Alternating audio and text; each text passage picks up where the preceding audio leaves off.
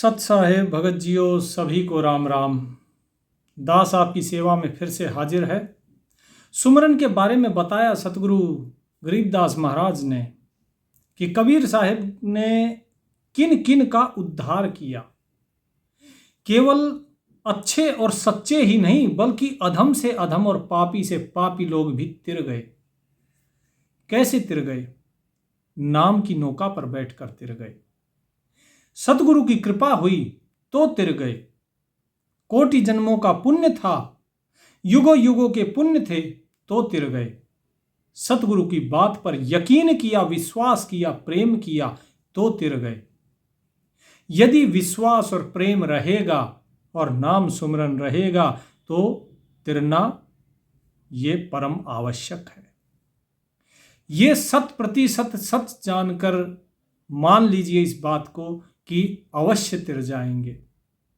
साहेब आगे क्या कहते हैं? आगे क्या कहते हैं साहेब? साहेब कहते हैं कि गगन मंडल में रहते हैं, ग्रीब गगन मंडल में रहते हैं, अविनाशी आप लेख, जुगन जुगन सत्संग है, धर धर खेल भेख, ग्रीब काया माया खंड है, खंड राज अरुपाट, अमर नाम निज बंदेगी, सतगुरु से भई साट, ग्रीब अमर अनाहद नाम है, निर्भय अपरम पार, रहता रमता राम है, सतगुरु चरण जुहार। साहिब कहते हैं कि जो अविनाशी वो परमात्मा है, जो आप है, वो केवल अपने आप है, वो किसी और के द्वारा नहीं है। जैसे संसार है, इसकी उत्पत्ति किसी और ने करी। हम हैं, हमारी उत्पत्ति किसी और ने करी, हमारे माता पिता ने पैदा किया, लेकिन वो स्वयं आप ही है और कोई नहीं है। उसको पैदा करने वाला कोई नहीं। वो अलेख है, वो लिखने में नहीं आता। वो कहाँ रहता है? वो गगन मंडल में रहता है। गगन मंडल ये बाहर का गगन मंडल नहीं बल्कि आपके गगन मंडल की बात हो रही है, आपके शरीर के अंदर के ब्रह्मांड की बात हो रही है। साहिब कहते हैं कि उसकी प्राप्ति कैसे होती है? कि युगों युगों के सत्संग से उसकी प्राप्ति होती है। धर धर खेल है भेक, कि युगों युगों से ये मनुष्य अनेकों अनेक रूप धर के, अनेकों अनेक शरीर धर के इस संसार में खेलता आ रहा है। काल इसके साथ खेलता रहा, लेकिन जो युगों युगों से सत्संग में लगे हैं उनको जो है इस अविनाशी की, अलेख की प्राप्ति हो जाती है। साहिब कहते हैं कि काया माया खंड है, खंड राज रूपाट। जिन लोगों को यह है कि मैं बड़ा सुंदर हूं, या मेरे पास बहुत माया है, या मेरे पास खंड अर्थात जमीन बहुत ज्यादा है, साहिब कहते हैं कि ये सब कुछ खंड हो जाने वाला है। राज हो, जो राज्य है लोगों के पास, जो चक्रवर्ती हैं, बोले ऐसे ऐसे सब चले गए, सब खंड हो गए, नष्ट हो गए। ये काया भी खंड हो जानी है, माया भी खंड हो जानी है। इसीलिए कहा काया माया खंड है कि इसका नाश हो जाना है। राजपाट सब नाश हो जाना है। तो अमर क्या है? अमर नाम निज बंदगी। अब देखिए, आप लोगों को पिछले सत्संग में यह चीज बार बार बताई थी कि बार बार ये निज शब्द आएगा, वाणी में बार बार आएगा ये निज शब्द, निज नाम, निज बंदगी। क्यों? क्योंकि साहिब आपको ये समझाना चाह रहे हैं कि भाई आप उस परमात्मा से अलग नहीं हो। निज क्या होता है? अपना, स्वयं का। स्वयं का क्या है? केवल वो परमात्मा। वो परमात्मा ही है जो आत्मा के रूप में आपके अंदर विराजमान है। जिस प्रकार एक मटके के अंदर सूर्य का प्रतिबिंब पड़े तो वो सूर्य का ही प्रतिबिंब उसके अंदर है, कोई अलग से उसमें रोशनी नहीं है। तो वास्तव में उसमें दिखाई क्या देता है? सूर्य ही तो दिखाई देता है। तो यही साहिब आपको समझाना चाह रहे हैं, सभी हम मूढ़ जीवों को यही बताना चाह रहे हैं कि भाई जो निज बंदगी यानी कि जो आत्म तत्व की, यहां पर किसी रूप की, स्वरूप की बंदगी नहीं बताई जाती। साहिब कहते हैं जो निज नाम की बंदगी करेगा वही अमर है, और उसी की भेंट सतगुरु से होती है। सतगुरु से भई साट। सतगुरु से सौदा होता है फिर उसका।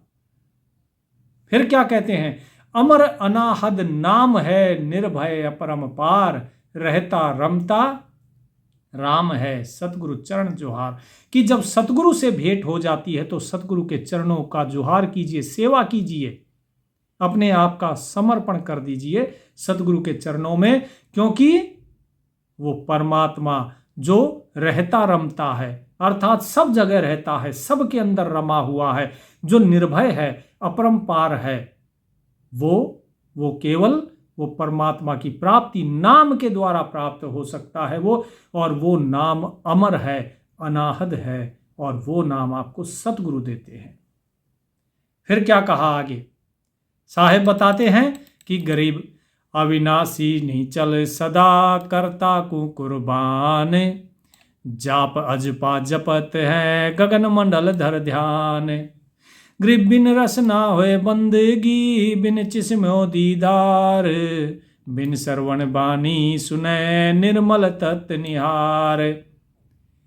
कि भाई जो अविनाशी है वो सदा ही निश्चल रहता है। निश्चल अर्थात चलायमान नहीं होता, वो कहीं नहीं आता जाता, निश्चल आएगा, बार बार वाणी में आएगा निश्चल, निश्चय, निश्चय का अर्थात निश्चय, निश्चल का अर्थात निश्चल। तो ये भाषा का फर्क है, केवल भाषा उस समय जैसी चलती थी उस हिसाब से साहिब ने बोला हुआ है लोगों को समझाने के लिए उस समय के। तो क्या कहा कि वो अविनाशी है, वो सदा ही निश्चल है, वो कहीं आता जाता नहीं है, वो करता है, और ये गरीब दास उसके ऊपर कुर्बान जाता है। उसका जो नाम, कौन सा नाम, जो अमर अनाहद नाम जो साहिब ने दिया, उसका जाप अजपा जाप है, जिह्वा से उसका जाप नहीं होता। और गगन मंडल धर ध्यान, और जो आपका ध्यान है वो कहां पर जाएगा, जब इस जाप को जपोगे, जबरदस्ती नहीं, वो स्वयं ही गगन मंडल आपके अर्थात ब्रह्मांड की तरफ आपका ध्यान बढ़ता चला जाएगा। सबसे पहले ध्यान कहां जाता है, शून्य में जाता है। शून्य में कौन सा है, ओम, वहां से आगे फिर चलता है ध्यान, और वो ध्यान धीरे धीरे नाम के सहारे ऊपर चढ़ेगा। ऐसा नहीं है कि आपने ध्यान धर लिया सहस्त्रार का। बहुत से लोगों का प्रश्न आता है कि सहस्त्रार में ध्यान धर सकते हैं, नहीं। साहेब कहते हैं बिन रसना होए बंदगी, बिना जीव के बंदगी होती है। लेकिन लोग क्या करते हैं, लोग तो खड़ताल लेके और हरे राम हरे कृष्ण बजाना शुरू कर देंगे, नाचते कूदते रहेंगे। साहेब कहते हैं ये बंदगी नहीं है, ये तो भांड नाच रहे हैं। जो नाच कूद करता है उसे भक्त नहीं, उसे भांड कहा जाता है। बोले तो क्या है, बोला बिना रसना, रसना अर्थात बिना जीव, बिना जीव हिलाए ही बंदगी होती है उस मालिक की, और बिना ही आंखों के दीदार होता है। ये आंखें बंद कर ली जाती हैं, अंदर दीदार होगा उसका, बाहर नहीं। बिन श्रवण बानी सुने, बिना इन कानों के उसकी आवाज को सुना जाता है। निर्मल तत्व निहार, जो वो निर्मल तत्व है, यहां पे तत् शब्द आया। ये तत् कौन सा है, जो गीता में श्री कृष्ण ने कहा था ओम तत्सत इति, वही तत्व यहां बता रहे हैं कि वो परमात्म जो तत्व है वो निर्मल है। फिर उसके स्वरूप को आप निहारते हैं, अर्थात उसका दर्शन आपको होता है। लेकिन कहां, बोले बिन चिस्मे दीदार, अंदर। तो उसको कैसे किया जाएगा, उसको किया जाएगा नाम सुमरन के द्वारा। साहिब क्या कहते हैं कि वो नाम सुमरन कैसे होगा। साहिब बताते हैं ग्रीब में सौदागर नाम का, टांडे पड़ा बहीर, लदते लदते ला दिए बोर न फेरा बीर। ग्रीब नाम बिना क्या होते है, जप तप संयम ध्यान, बाहर भर में मानवी अब अंतर में जान। कि भाई देखो मैं तो सौदागर हूं नाम का। गरीबदास महाराज कहते हैं कि मैं सौदागर हूं, मैं सौदा कर रहा हूं। आप लोग इस नाम को लीजिए अपनी श्वासों की पूंजी देकर, श्वास जितनी आए उतना ही नाम जपो। जेते श्वास शरीर में तेते नाम जपंत, रोम रोम ताड़ी लगे तब जा पावे पंत। जब रोम रोम में उस मालिक से मिलने की ललक पैदा होगी तब जाके वो रास्ता मिलेगा। तो साहिब कहते हैं, लदते लदते ला दिए बहोर न फेरा बीर, कि भाई ये जो नाम है, अब इसके दो भेद आ गए। लदते लदते ला दिए बहोर न फेरा बीर, इसके अब दो भेद आ गए। क्या है? पहला भाव तो ये है कि नाम के द्वारा क्या है, सौदा कर रहे हैं यहां पर नाम का। तो बोले इस नाम को इतना लाद लो अपने ऊपर, अर्थात इतना इसका सुमरन करो कि बहोर न फेरा बीर, कि दोबारा इस संसार में तुम्हारा फेरा ना हो। बीर अर्थात भाई, कि हे भाई तुम इस संसार में दोबारा ना आओ, दोबारा इस संसार का चक्र ना पड़े तुम्हारे अंदर, अर्थात ये आत्मा जन्म मरण से मुक्त हो जाए। ऐसा सौदा करो, लादते रहो उस नाम को। दूसरी चीज क्या है कि संसार को जो लाद रहे हो, लदते लदते ला दिए, कि संसार को लादते लादते तुम लद चुके हो, लेकिन फिर भी तुम बहोर न फेरा बीर, फिर भी तुम सत्संग की तरफ नहीं आते हो। ये दो अर्थ यहां पर है, और दोनों ही अर्थ यही समझा रहे हैं कि संसार के इस बोझ को लादते लादते लदे हुए हो तो तुम सत्संग की तरफ नहीं आते हो। तो इसे छोड़ो, तुम सत्संग की तरफ आओ और नाम का सौदा करो, नाम का बोझा ला दो, तो तुम्हारा इस भवसागर में फिर आना नहीं होगा। क्यों? क्योंकि नाम बिना क्या होता है, जब तब संयम ध्यान, बिना नाम के कुछ नहीं होगा। चाहे तुम जप करो, तप करो, संयम रखो, ध्यान करो, बिना नाम के कुछ नहीं होगा। तो नाम सुमरन आवश्यक है। यह मनुष्य क्या करता है? जप तप संयम ध्यान, ये सब बाहरी चीजें हैं। तो साहेब कहते हैं बाहर भर में मानवी, मानवी अर्थात मनुष्य बाहर भटक रहा है, बाहर भ्रमता फिर रहा है, अब अंतर में जान। लेकिन वो मालिक कहाँ है? वो अंदर है। उसे अपने अभ्यंतर में जानो, अपने अंदर जानो। साहिब क्या कहते हैं आगे? ग्रीव उजल हिरंबर भक्ति है, उजल हिरंबर सेव, उजल हिरंबर नाम है, उजल हिरंबर देव। ध्यान से समझिए क्या कहा। साहिब कहते हैं उजल अर्थात प्रकाशमान, हिरंबर अर्थात सुनहरी, सोने के रंग जैसी, सोने जैसी चमक, सोने जैसी शुद्धता। तो यहां हिरंबर जो है यह सोने की शुद्धता के बारे में बताया गया है कि जिस प्रकार सोना शुद्ध होता है वो उसकी चमक बता देती है। और उजल अर्थात उसका प्रकाश, उज्ज्वलता। बोले ऐसी सोने जैसी खरी और उज्ज्वल भक्ति होनी चाहिए, और सोने के जैसी खरी सेवा होनी चाहिए। इसी प्रकार जब नाम सुमरन करो तो वो सुमरन भी उज्ज्वल होना चाहिए, सोने की तरह शुद्ध होना चाहिए।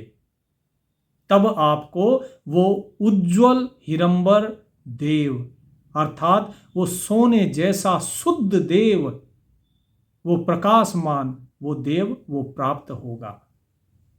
तो यहां पर साहिब ने बताया कि जैसी भक्ति करोगे, जैसी सेवा करोगे, जैसा नाम सुमरोगे, वैसी ही प्राप्ति हो जाएगी।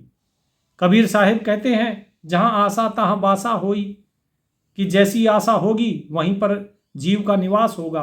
तो वही चीज यहां आचार्य गरीबदास महाराज कह रहे हैं कि भाई जिस प्रकार की तुम्हारी सेवा होगी, भक्ति होगी, उसी प्रकार की तुम्हारी प्राप्ति होगी। तो यदि उस उज्ज्वल, उस शुद्ध को पाना है तो स्वयं भी शुद्ध होना होगा, नाम भी उस शुद्ध का ही जपना होगा, क्योंकि बिना नाम के कुछ हो नहीं सकता, चाहे कुछ भी कर लो। साहेब कहते हैं आगे, ग्रीव नाम बिना निपजै नहीं, जप तप करे है कोट, लख 84 त्यार है, मुंड मुंडाया घोट। ग्रीव नाम शिरोमन सार है, सो हम सुरत लगाए, ज्ञान गलीचे बैठ कर सुन्न सरोवर नहाय। कि जो नाम है उसके बिना कुछ भी पैदा नहीं होगा। निपजना अर्थात उपजना, कोई चीज पैदा होना, वृद्धि होना। तो बिना नाम के तो कुछ भी नहीं होगा, कुछ हासिल नहीं होगा। चाहे करोड़ों जप तप करे हैं कोट, करोड़ों जप कर लो तप कर लो, लेकिन बिना नाम के कुछ भी नहीं होगा। 184 त्यार है मूंड मुंडाया घोट, चाहे किसी ने मूंड मुंडा ले, लोग क्या करते हैं, अलग अलग भेष धारण करते हैं, सिर मुंडवा लेते हैं, कोई जटाएं बढ़ा लेता है। साहेब कहते हैं चाहे कितना ही कुछ भी कर लो, लेकिन तुम्हारे लिए 84 लाख योनियां तैयार है अगर तुमने नाम सुमिरन नहीं किया तो साहेब बताते हैं कि नाम शिरोमण सार है, जो नाम है वही सबसे शिरोमणि है, अर्थात सबसे ऊपर वही है, वही सार है। तो सारा चीज का निचोड़ नाम है। तो साहेब कहते हैं उस नाम में, कौन सा नाम बताया, सोहम। इस सोहम नाम में सूरत लगाइए। अब बात आ गई फिर से वही कि ये सोहम में सूरत लगाना। बहुत से कहते हैं, बोले जी नाम को हम किस प्रकार से लें, ये जो हम खींचते समय कौन सा नाम ले और छोड़ते समय कौन सा नाम ले। तो देखिए, सत्य नाम के सुमरन के 2 तरीके होते हैं। आज इस भेद को समझ लीजिए। जिस प्रकार भक्त 2 तरीके हैं, पहली एक वे जो ज्ञान मार्ग पे चलते हैं और एक वे हैं जो भक्ति मार्ग पे चलते हैं। जो भक्ति मार्ग पे चलते हैं उनका नाम तो एक ही होता है। जो नाम ज्ञान मार्गी जपते हैं वही नाम का सुमरन भक्ति मार्गी भी करते हैं। लेकिन फर्क क्या है दोनों में? दोनों में फर्क है प्रक्रिया का। जो खींचते समय सांस लिया जाता है, खींचते समय नाम लिया जाता है और छोड़ते समय दूसरा नाम लिया जाता है। जिस प्रकार आपको सुमरन दे दिया सतनाम का, तो सतनाम का सुमरन जो 2 अक्षर का नाम है, उसका जो ज्ञान मार्गी है वो क्या करेंगे, खींचते समय ओम, ओम नहीं, खींचते समय पहला और छोड़ते समय, सांस छोड़ते समय दूसरा, इस प्रकार से होता है। लेकिन जो भक्त मार्गी हैं, जो भक्त हैं, वो इसके विपरीत किया जाता है। उनको क्या है कि उनको छोड़ते समय दूसरा नाम और खींचते समय ओम। तो एक में खींचते समय ओम जपा जाता है और एक में छोड़ते समय ओम जपा जाता है। जो श्री कृष्ण ने बताया ओम तत्सत, तत् सांकेतिक है। तो जो खींचते समय ओम लिया जाता है वो किसका है? वो है भक्त मार्गी, जो भक्त हैं। अच्छा, भक्त मार्गी को किस लिए? क्योंकि भक्त मार्गी क्या होते हैं, उनका पार होना सहज होता है, जल्दी होता है। क्यों?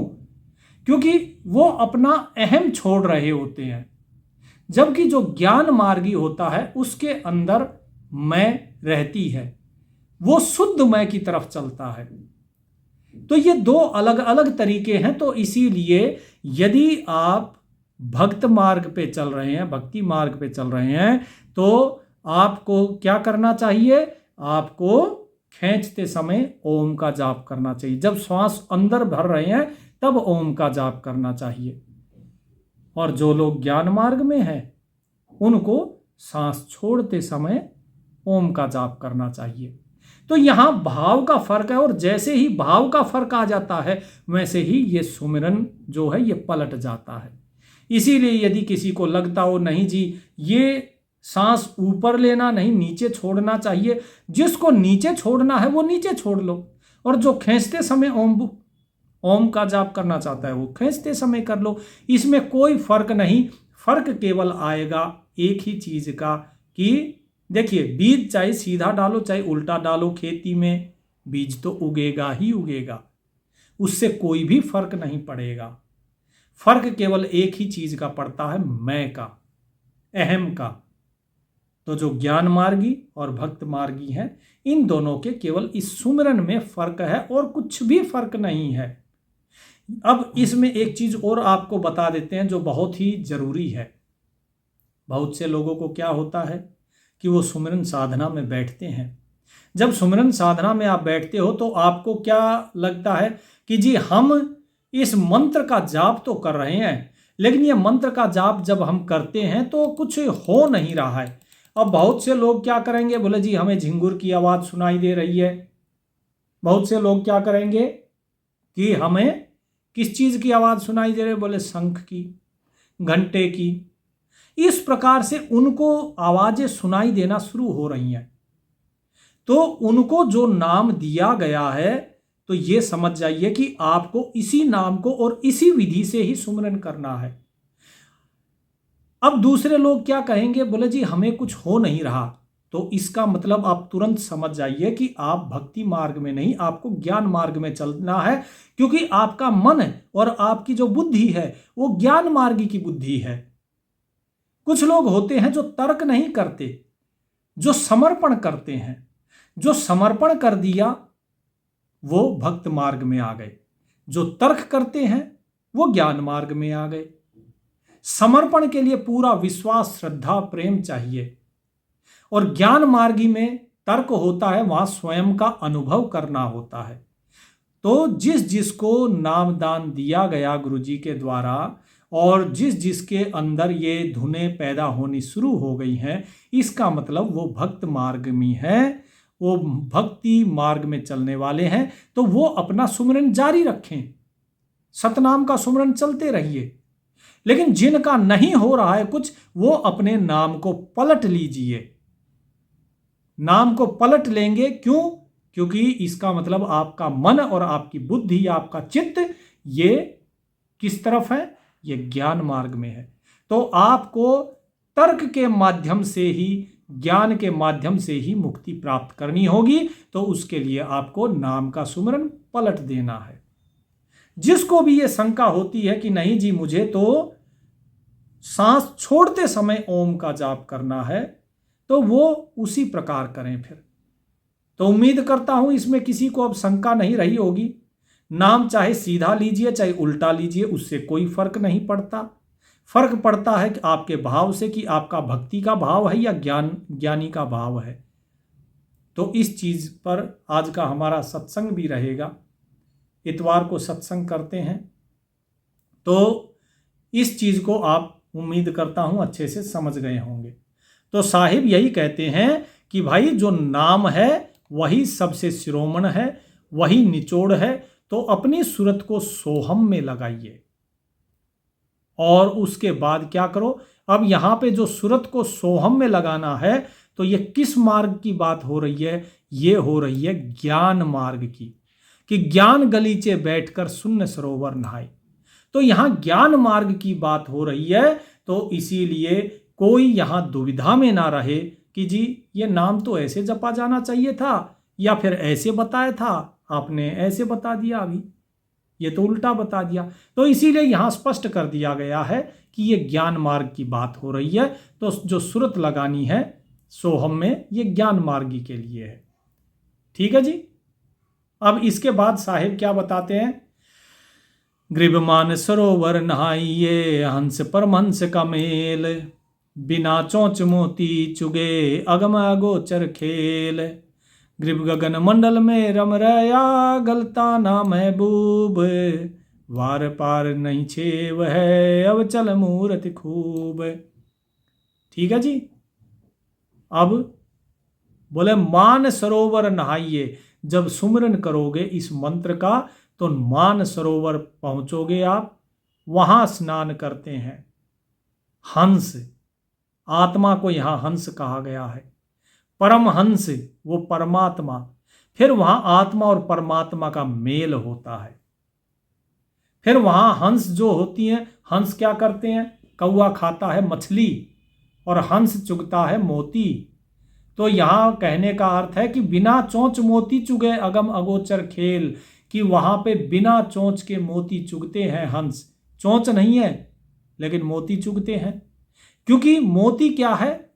सुमरन का, प्रेम का मोती। अगम अगोचर खेल, उस मालिक का खेल बड़ा अगम है, वो जाना नहीं जा सकता। क्योंकि वो मालिक ही अगम अगोचर है तो उसका खेल भी अगम अगोचर है। साहिब कहते हैं कि गगन मंडल में रम रहा, गलता ना महबूब, वार पार नहीं छेव है, मूरत अविचल मूरत खूब।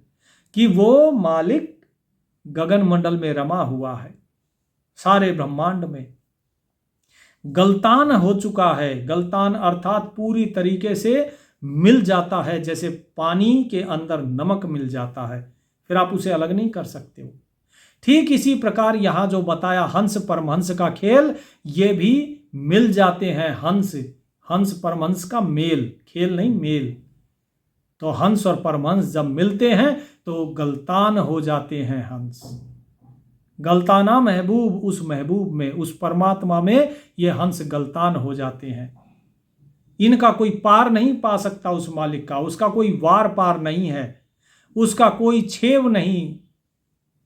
अविचल मूर्ति है वो। यहां पे मूर्त जो लिखा है अविचल मूर्त, इसका मतलब ये नहीं कोई पत्थर की मूर्त है, अर्थात उसका कोई रूप नहीं है, वो अविचल है, चलायमान नहीं है। क्योंकि यदि उसका कोई एक स्वरूप होता, कोई निश्चित सीमा होती, तो उसे एक जगह से दूसरी जगह जाने के लिए उसे स्वयं जाना पड़ता, लेकिन वो अविचल है। तो इसीलिए यहां कहा गया कि अविचल भी है और मूर्त भी है।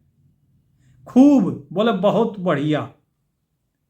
तो अब इस चीज को अगर आप समझना चाहते हैं कि वो अविचल मूर्त कैसे है, तो उसके लिए साहिब पहले बता चुके हैं कि वो नूर रूपी है, प्रकाशमान है। जैसे प्रकाश है, प्रकाश यहां भी है, प्रकाश वहां भी है, हर जगह है। बस वो प्रकट होता है, अपने आप को जाहिर कर देता है, गुप्त रूप से वो हर जगह है। ये समझाना यहां पर साहिब चाह रहे हैं। तो साहिब क्या कहते हैं कि जो ये नाम है, इस नाम के लिए आपको क्या करना है? गृभ ऐसा सतगुरु से ये जो नाम डिढ़ावे, भरमी गुरुआ मत मिलो जो मूल गवावे। गृभ सोहम सुरति लगाइए, गुणेंद्री से बंचे, नाम लिया तिब जानिए, मिटे सकल पर पंच। कि भाई सतगुरु हो तो ऐसा हो जो आपके हृदय में नाम को दृढ़ करे, जो नाम को क्या करे? दृढ़ कर दे। ऐसा नहीं कि दुविधा रहे, दुविधा नहीं रहनी चाहिए। भरमी गुरुआ मत मिलो, ऐसा गुरु कभी नहीं मिलना चाहिए जो आपको भरमा दे। कोई कह दे अरे परमात्मा इस रूप का है, दूसरा कहेगा अरे नहीं वो उसका ऐसा रूप है, तीसरा कुछ और कहेगा। जो कभी उस परमात्मा से मिला ही नहीं है, जिसने उसे जाना ही नहीं है, वो उसके बारे में कैसे बता सकता है? तो इसीलिए साहिब ने यहां पर कहा कि भरमी गुरुआ मत मिलो जो मूल गवावे। नहीं तो आपका जो स्वयं का मूल है आप उसे भी गवा दोगे। तो स्वयं का मूल हमें नहीं गंवाना है। मूल कौन सी है? हमारी सांसों की पूंजी। इसलिए भ्रमी गुरु से दूर रहो, जो भ्रम में भूला हुआ है और दूसरे को भी भ्रमित करता है, उससे दूर रहिए। तो अब साहिब क्या बताते हैं आगे? साहिब कह रहे हैं कि भाई सोहम सुरत लगाइए, गुण इंद्री से बंद। कि सोहम शब्द के अंदर अपनी सुरत लगाइए। बार बार ये आता है सोहम सुरत, सोहम सुरत। सोहम सुरत सुरत का भी नाम है। जब हमारी सुरत सोहम में लगती है तो उसे सोहम सुरत कहा जाता है। गुण इंद्री से वंच, यानी गुण इंद्रियों से बचाकर हमें ना तो किसी का गुण देखना है, ना हमें अपनी इंद्रियों की तरफ ध्यान देना है। हमारी इंद्रियां क्या कह रही हैं, बिल्कुल इनसे बच जाओ और इनसे बच के अपनी सूरत को सोहम नाम में लगा लीजिए। और तब मानना कि हां आपका सुमरन हो रहा है जब आप क्या करो कि नाम लिया तिब जानिए मिटे सकल प्रपंच। कि नाम लिया तब जानना जब आपके सारे प्रपंच मिट जाएं। ठीक है जी, तब समझना कि हां अब हमने नाम लिया है। जब तक मन के अंदर दुविधा है तब तक समझ लो आपका प्रपंच नहीं मिटा है। प्रपंच क्या होता है? पांच के द्वारा रचा गया सारा खेल, उसमें आप फंसे हुए हो। पांच कौन से हैं? पांच हैं ब्रह्मा, विष्णु, महेश, माया और मन। इन पांच का जो मिलके बनता है वो बनता है प्रपंच, जो जाल है आपको फंसाने के लिए। इनके जाल से बाहर निकल जाइए। साहिब कहते हैं, ग्रीब नामनी चल निर्मला, अनंत कोट में गाज, निर्गुण सरगुण क्या कहे, प्रगटा संतो काज। ग्रीब अविनाशी के नाम में, कौन नाम निज मूल, सुरत निरत से खोज ले, बास बड़ी अक फूल। देखिए क्या कहा कि नाम निश्चल निर्मला, कि जो नाम है वो निश्चल और निर्मल कर देने वाला है। अनंत लोक में इसकी गूंज है, अनंत लोक में गाज। जो 21 ब्रह्मांड है, इन 21 के 21 ब्रह्मांड में इसी नाम की गूंज गूंज रही है, और कोई नहीं है उस मालिक के अलावा। बाकी सब कुछ जो है वो सब कुछ धोखा है। जो भी आपकी दृष्टि में दिखाई दे रहा है सब कुछ धोखा है।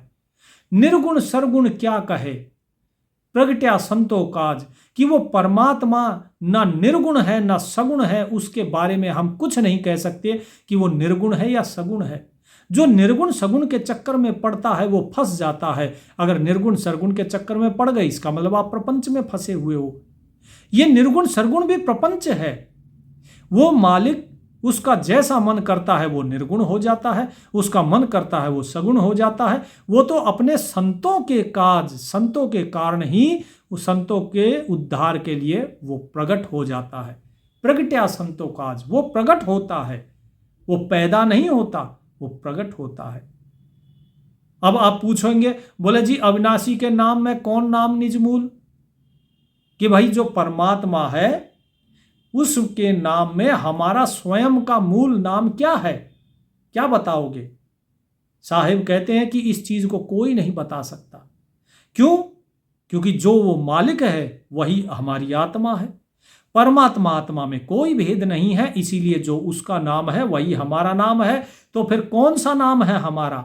तो साहिब ने स्पष्ट किया कि सूरत निरत से खोज ले, बास बड़ी एक फूल, कि तुम अपनी सूरत से अब खोजो, अपनी सूरत को लगाओ।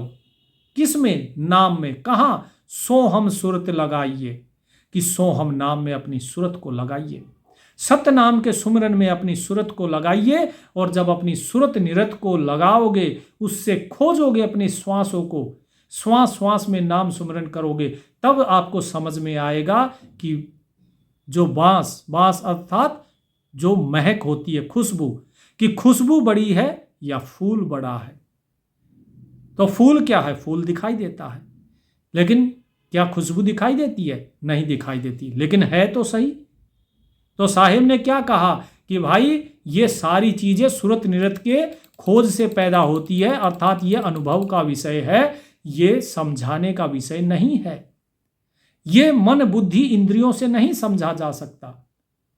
फिर भी साहिब समझाने के लिए कोशिश करते और बताते हैं कि फूल सही सरगुण कया, निर्गुण गंध सुगंध, मनमाली के बाग में भंवर रहा का फंद। गरीब भंवर विलंब्या केतगी, सहस कमल दल माहे, जहां नाम निज नूर है, मन माया तह नाही। देखिए अब बता दिया यहां साहिब ने कि जो फूल है उसको क्या कहा कि वो सरगुण है। परमात्मा का भेद बता रहे हैं फूल का उदाहरण देके, कि जो फूल होता है, फूल जिस प्रकार सगुण है, दिखाई देता है, लेकिन जो गंध है, जो सुगंध है, वो निर्गुण है। मन माली के बाग में भंवर रहा कहां फंद, लेकिन इस मन का ये सारा खेल बनाया हुआ है निर्गुण सगुण का। तो जो भंवर है, अर्थात जो हमारी जो सूरत है, जो हमारी चेतना है, उस चेतना को बोला इस मन माली के बाग में फंसाओ मत, कि भाई वो निर्गुण है कि सगुण है, ये मन के बनाए हुए भ्रम है। तो फिर क्या करें? बोले अपनी सूरत को नाम में लगा दो, स्वयं पता लग जाएगा कि उसका स्वरूप क्या है। क्या कहा? भंवर विलंब्या केतगी, सहस कमल दल माहे, जहां नाम निज नूर है, मन माया तह नाहे।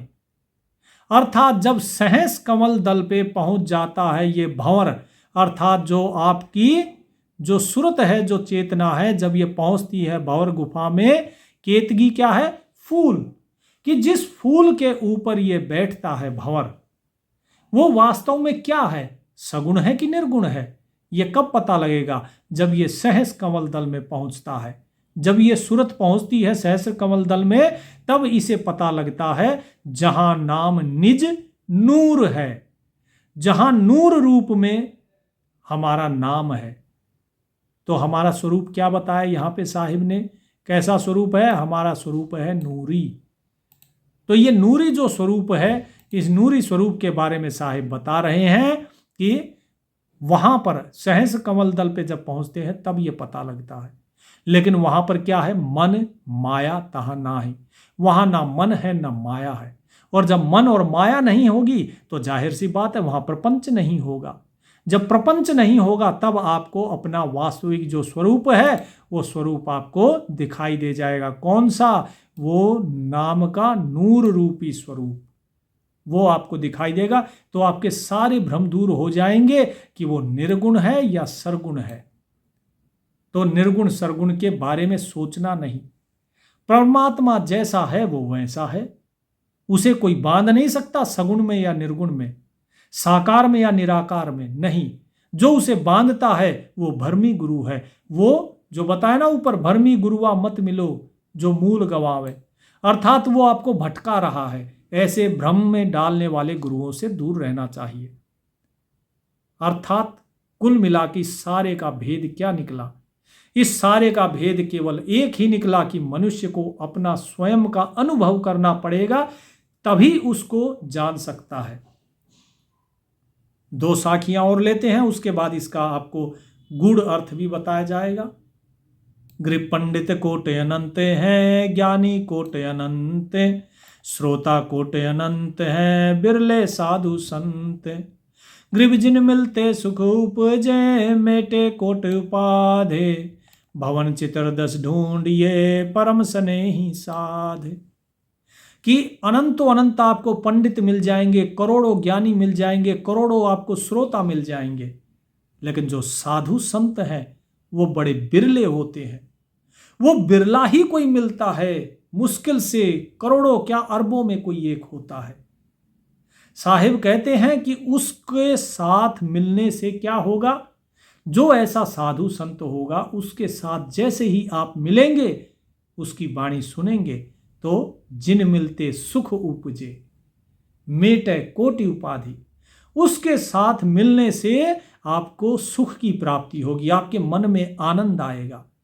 और साथ ही साथ केवल ऐसा नहीं कि सुख उपज गया, नहीं, सुख तो किसी भी चीज में आ सकता है। साहिब कहते हैं कि उसके साथ साथ मेटे कोट उपाधि, आपके ऊपर जो करोड़ों उपाधियां हैं, कहीं आप बेटा बने हुए हैं, कहीं बाप बने हुए हैं, कहीं भाई बने हुए हैं, ये सारी उपाधियां आपसे हटाकर, मिटाकर आपको आपके स्वयं के बारे में बताएंगे कि आप स्वयं कौन है।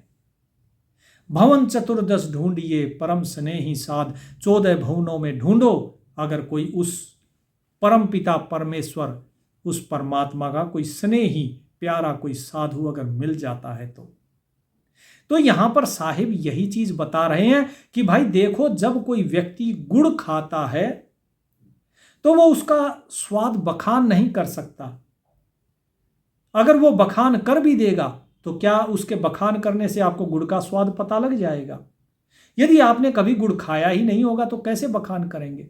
रसगुल्ला भी मीठा, गुलाब जामुन भी मीठी, गुड़ भी मीठा, चीनी भी मीठी, शक्कर भी मीठी, खांड भी मीठी, सभी का लेकिन स्वाद अलग अलग है सभी मीठे। अब उस स्वाद को कैसे बताएगा? कोई नहीं बता सकता। और जब बता नहीं सकता तो आप उसका अनुभव कैसे कर पाएंगे? आपको सुमरन के अंग में और गुरुदेव के अंग में इतना सब कुछ ज्ञान बताया गया, लेकिन आप सिर्फ अपनी बुद्धि से अनुमान लगा रहे हैं कि परमात्मा कैसा होगा। लेकिन साहिब ने क्या कहा? साहिब ने बिल्कुल स्पष्ट कहा कि वो मन माया इन सब से परे है, उसको नहीं जाना जा सकता इन चीजों से। मन बुद्धि इंद्री इन सभी से परे है, गुण इंद्री से वंच, वो इन गुणों से परे है। वो ना निर्गुण है ना सगुण है, न साकार है ना निराकार है, वो जैसा है वो वैसा है बस। लेकिन उसको जाना कैसे जाएगा? जाना तभी जाएगा जब आप स्वयं उसका अनुभव करोगे। साहिब यहाँ पर आपको बताने की, समझाने की कोशिश कर रहे हैं, चेष्टा कर रहे हैं, लेकिन यदि आप स्वयं ही अगर गुड़ नहीं खाकर देखोगे तो आप अंदाजा लगा लोगे, लेकिन आप वास्तव में गुड़ के स्वाद को नहीं जान पाओगे। तो वास्तव में गुड़ के स्वाद को जानना है तो आपको गुड़ खाना ही पड़ेगा। ठीक इसी प्रकार यदि परमात्मा के साथ एक होना है तो आपको परमात्मा के साथ एक होने के लिए उसका अनुभव करना ही पड़ेगा, सुमिरन करना ही पड़ेगा, तभी आप उसकी प्राप्ति कर सकते हैं। और उसके लिए किसी साधु संत के साथ आपको बैठना पड़ेगा, किसी साधु संत से, आपको किसी सतगुरु से नाम दीक्षा लेनी पड़ेगी, तभी आप आगे बढ़ पाएंगे। क्यों? क्योंकि ग्रीवराम सरीखे साधु है, साधु सरीखे राम, सतगुरु को सिजदा करो जिन दीना निज नाम। उस राम जैसे ही ये साधु हैं और साधु जैसे ही राम हैं, दोनों में कोई फर्क नहीं है। साधु और वो मालिक दोनों एक ही तो हैं। साहिब से सतगुरु भये, सतगुरु से भय साध, ये तीनों अंग एक हैं, गति कुछ अगम अगाध। सतगुरुदेव के अंग में, गुरुदेव के अंग में सतगुरु जी ने ये चीज़ बताई है। बस ये गति इनकी अलग अलग है सब कुछ वो साहिब ही अलग अलग रूप में प्रकट हो जाते हैं साधु के रूप में। तो इसीलिए कहते हैं कि सतगुरु को सिरदा करूं, कि सतगुरु के आगे मैं सजदा करता हूं, शीश झुकाता हूं, नमन करता हूं, जिन दीन्हा निज नाम, जिन्होंने मुझे निज नाम दिया। यहां बार बार आ रहा है निज नाम। ये निज नाम किस लिए बताया जा रहा है बार बार? ताकि आप समझें कि वो मालिक का नाम और आपका नाम एक ही है, अलग अलग नहीं है। जो वो मालिक है वही आप हो, जो आप हो वही वो है। तो भक्ति मार्ग में आप सब कुछ उसे मान लेते हो और ज्ञान मार्ग में आप स्वयं को जान लेते हो। तो इस चीज को आप समझिए, तभी आपका कल्याण होगा।